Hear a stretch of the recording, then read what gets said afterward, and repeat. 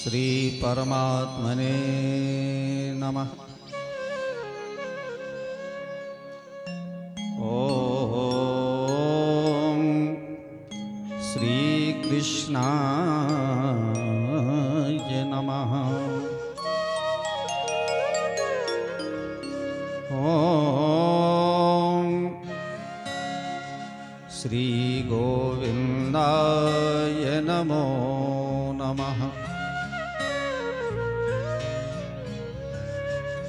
कान्तिश्रितामृषति निन्दितशारदेन्दुर् यत्रैकृतो विलसितामसिताङ्गशोभाम् वृन्दावनेऽपि कृतयामुनिगाङ्गसङ्गम् राधामुकुन्दयुगलं तदहं नमामि। कृष्णाय वासुदेवाय हरये परमात्मने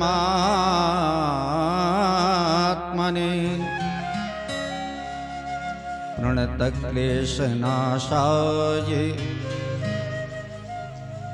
गोविन्दाय नमो नमः। श्रीराम राम रघुनन्दन राम राम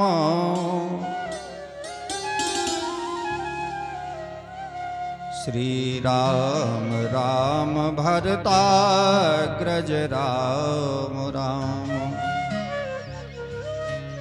श्रीराम राम रणकर्कश राम राम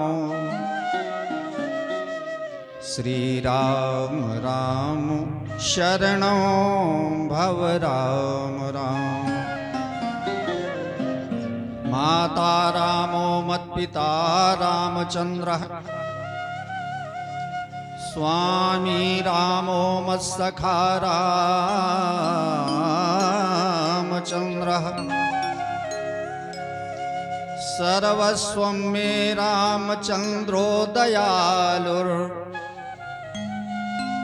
नान्यं जाने नैव जाने न जाने। अतुलितबलधामं घेमुशैलावदेहं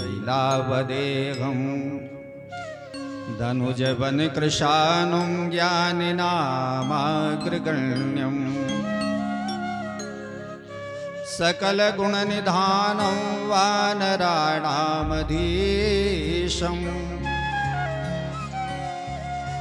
रघुपतिप्रियभक्तं वातजातं नमामि। गुरुर्ब्रह्मा गुरुर्विष्णु गुरुर्देवो महेश्वरः गुरुः साक्षात् परब्रह्म तस्मै श्री गुरवे नमः। जाकी कृपा कटाक्ष से मूक होंगी बाचाल सोई कृपालु मोह पर करहु नद नंदन गोपाल। अपने अपने घरन की सब काहू को पीर तुम्हें पीर सब घरन की धन्य धन्य यदुवीरो। बोलिए आनंद कंद भगवान की वृंदावन बिहारी लाल की सत्य सनातन धर्म की सद्गुरुदेव भगवान की दुर्गा मैया की शंकर भगवान की वीर बजरंगबली की पथनौरी मैया की जय जय श्री राधे।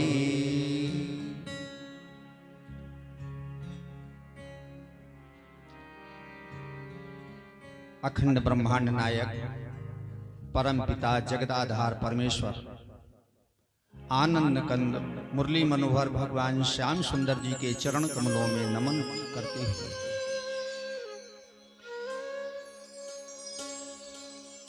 कथा पांडाल में उपस्थित समस्त मातृवृंद भक्तवृंद आप सभी के चरण कमलों में इस व्यासपीठ से मेरा नमन।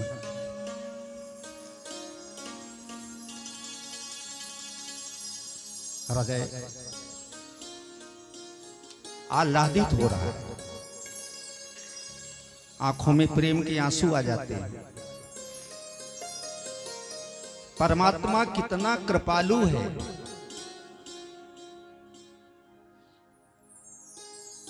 उसका प्रत्यक्ष उदाहरण आपके सामने बैठा हुआ है।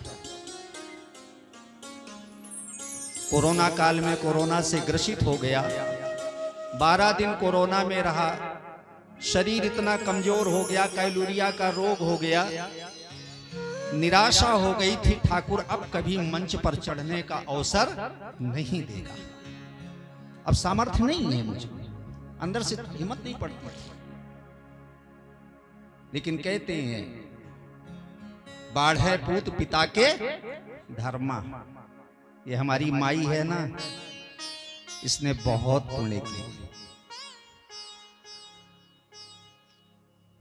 इसके पुण्यों के प्रभाव से इसने इतना सुंदर परिवार पाया, सुंदर बेटे पाए, सुंदर बहुएं आई, और उसी के पुण्य प्रभाव से आज मैं इस व्यासपीठ पर बैठा हूं और आप सब भगवान की कथा सुनने का सौभाग्य प्राप्त कर रहे हैं, वो भी इसी का पुण्य प्रभाव।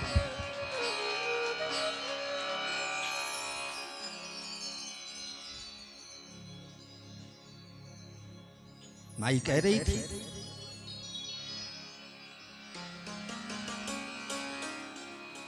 जितने दिन कथा होगी उतने दिन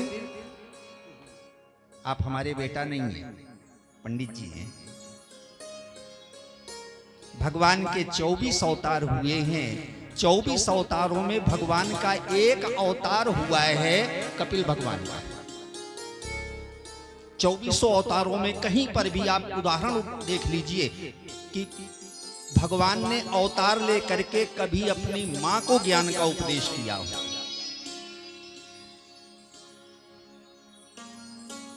भगवान ने अवतार लिया, विष्णु के रूप में आए, ऋषभ देव के रूप में आए, वामन के रूप में आए, कश्यप जी के घर आए, वहां भी कश्यप अदिति को उपदेश दे सकते थे, नहीं। परशुराम के रूप में आए, राम के रूप में आए, कृष्ण के रूप में आए, कभी माता देवकी, माता यशोदा या कौशल्या के कई सुमित्रा, किसी को भगवान ने अपने पास बैठा करके ज्ञान का उपदेश नहीं दिया। आनंद रामायण में एक कथा मिलती है, जब भगवान अयोध्या लौट के आ गए, राज सिंहासन पर बैठ गए, राम जी का शासन प्रारंभ हो गया। एक दिन कैकेयी भगवान राम के पास पहुंची। मैया कैकेयी ने कहा, राम तुमको लोग कहते हैं कि भगवान का अवतार हो, हमें भी कुछ ज्ञान का उपदेश कर दो। राम जी ने कहा, जरूर मां, मैं तुम्हें ज्ञान का उपदेश जरूर करूंगा। हमारा एक प्रश्न है, केवल उसका उत्तर आप दे दीजिएगा। कल सुबह रात भर सोचिएगा, सुबह उसका उत्तर दे दीजिएगा, मैं आपको ज्ञान का उपदेश कर दूंगा। कैकेयी ने कहा, बताओ। राम जी ने कहा, मैया आप ये सोच के हमको बताइएगा, आप कौन हैं? हैं कौन आप? मैं कौन हूं? इसका उत्तर हमें सुबह दे दीजिएगा, मैं आपको ज्ञान का उपदेश कर दूंगा। कैकेयी जी ने कहा बिल्कुल ठीक। महल में चली गई, एकांत कमरे में बैठ गई। अब सोचने लगी मैं कौन हूं, मैं कौन हूं, मैं कौन हूं। कैकेयी देश की बेटी हूं? नहीं, हमारा जन्म कौशल देश में होता तो मैं कौशल देश की बेटी होती। मेरा नाम कैकेयी है? नहीं, अगर मेरा नाम सुमित्रा होता तो मैं सुमित्रा होती। फिर मैं हूं कौन? सोचते सोचते सोचते सोचते कैकेयी के मन में बस एक ही निर्णय निकला कि मैं आत्मा हूं, मैं आत्मा हूं, आत्मा के अलावा मैं कुछ भी नहीं हूं। आत्मा ईश्वर का अंश है, जो ईश्वर है, जो राम है वही मैं हूं, जो मैं हूं वही राम। दूसरे दिन राम जी पहुंचे प्रणाम करने कैकेयी के पास। मैया को प्रणाम किया, मैया सोचा उत्तर दिया। कैकेयी ने कहा बेटा जल्दी जा, राज दरबार की देर हो रही होगी, तू मुझे क्या ज्ञान का उपदेश देगा? अरे बेवकूफ, जो तू है वही मैं हूं। कौशल्या जी को गौशाला में भेज करके गायों के बीच में राम जी ने ज्ञान का उपदेश किया है। हाँ, कौशल्या जी ने कहा हमें ज्ञान का उपदेश दो। राम जी ने कहा सुबह सुबह गायों के गौशाला में चली जाना, वहां जो सुनना उस पर चिंतन करना और मैं उपदेश कर दूंगा। कौशल्या जी गौशाला गई, वहां देखा तो सुबह सुबह बछड़े गायें सब दूध पीने के लिए बछड़े तड़प रहे थे। अहम माँ, अहम माँ, अहम माँ चिल्ला रहे थे। अहम माने मैं, माँ माने नहीं हूं। मैं नहीं हूं, फिर मैं कौन हूं? सोचते सोचते कौशल्या को भी ज्ञान का उपदेश हुआ। सुमित्रा को नदी तट पर भेज करके राम जी ने, सरयू के तट पर भेज करके ज्ञान का उपदेश दिया है। अर्थात मैं स्वतंत्र हूं, बद्ध नहीं। राम जी ने किसी रूप में, कृष्ण ने किसी अवतार में, भगवान ने किसी अवतार में मां को ज्ञान का उपदेश नहीं किया है। लेकिन एक कपिल देव जी का अवतार ऐसा हुआ है जिसमें माता देवहूति को बगल में बैठा करके, जैसे हमारी माई बैठी हुई है, बगल में बैठा करके और भगवान कपिल देव जी ने अपनी माता को ज्ञान का उपदेश दिया। आज उसी भाव में मैं व्यासपीठ पर बैठा हूं, माई मेरी बगल में बैठी हुई है और इसके माध्यम से सभी लोग श्रीमद् भागवत कथा ज्ञान यज्ञ में, ज्ञान गंगा में गोता लगाएंगे और सबको पुण्य लाभ प्राप्त हो। भगवान सब पर कृपा करें ठाकुर जी। ऐसी कामना करते हुए आप सबसे कथा प्रारंभ करने की अनुमति चाहते हैं। बोलो वृंदावन बिहारी लाल की। शर्त है कथा भगवान की पवित्र है, ठीक है? तो पवित्रता में रह करके ही कथा सुननी चाहिए और सुनानी चाहिए। अपवित्रता 3 प्रकार से होती है, मनसा, वाचा और कर्मणा। मन से, वाणी से और शरीर से। अब शास्त्र कहता है कि यानि कानि च पापानि जन्मांतर कृतानि च तानि सर्वाणि नश्यन्ति प्रदक्षिणा पदे पदे। आप लोगों को निमंत्रण के माध्यम से किसी के द्वारा सूचित किए जाने पर अथवा ऊपर लाउड स्पीकर बंधे हुए इनकी आवाज सुन करके चलो भगवान की कथा होगी, कथा सुनने का अवसर मिलेगा। अथवा भगवान की कथा हो रही है, चलो कथा सुना में चल के।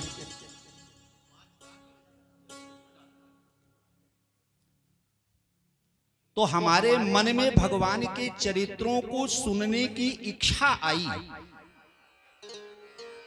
क्या पवित्र हुआ? मन। भगवान की कथा सुनने, विषय वासनाएं सुनने के लिए आप यहां नहीं आए।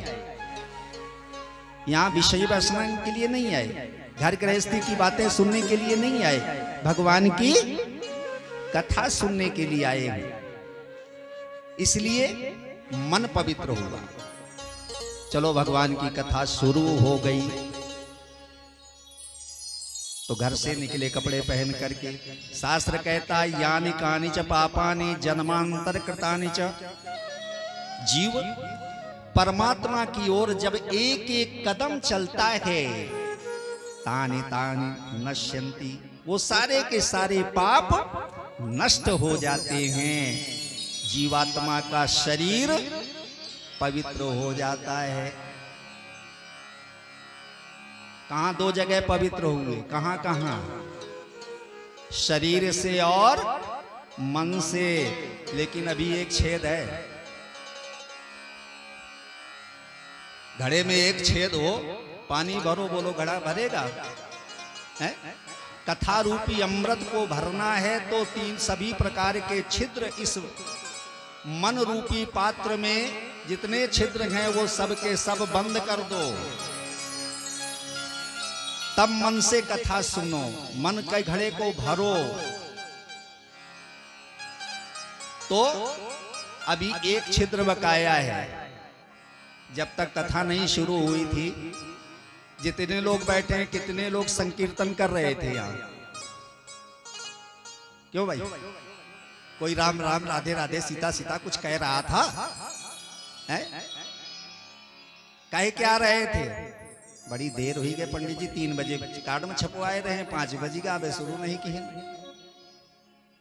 ओ बहन जी ठीक हो आप? तबीयत अब आपकी ठीक? अच्छा बेटा आपका गया हुआ था दिल्ली, आया कि नहीं आया? घर गृहस्थी की बातें चल रही थी। किसी ने भी राम नाम हरि नाम का स्मरण नहीं किया, जिससे आपकी वाणी अभी अपवित्र है। वाणी कैसे शुद्ध होगी? वाणी शुद्ध होगी हरि नाम से, हरि संकीर्तन से शुद्ध होगी। तो इसलिए हम मन से पवित्र हुए, तन से पवित्र हुए। अभी एक पवित्रता बकाया है, वो कौन सी है? वाणी की। आओ 2 बार भगवान के पावन नाम का उच्चारण कर ले, ताकि हमारी वाणी भी पवित्र हो जाए। मनसा वाचा कर्मणा तीनों प्रकार से पवित्र होकर के हम भगवान की कथा सुने और इस कथा का पुण्य लाभ प्राप्त करें। बोलो वृंदावन बिहारी लाल की कि राधे गोविंद गोविंद गोपाला, राधे गोविंद गोपाला, राधे गोविंद गोविंद गोपाला, राधे गोविंद गोविंद गोपाला, राधे गोविंद गोविंद गोपाला, राधे गोविंद गोविंद गोपाला, राधे गोविंद गोविंद गोपाला, राधे गोविंद गोविंद गोपाला, राधे गोविंद गोविंद गोपाला, राधे गोविंद गोविंद गोपाला, राधे गोविंद गोविंद गोपाला, राधे गोविंद गोविंद गोपाला। सभी लोग प्रेम से बोलिए, सभी लोग प्रेम से बोलेंगे।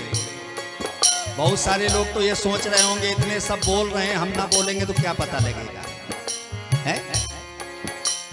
चींटी के पगनूपुर बाजे वो भी साहब सुनता है, चींटी के पगनूपुर बाजे वो भी साहब सुनता है। इसलिए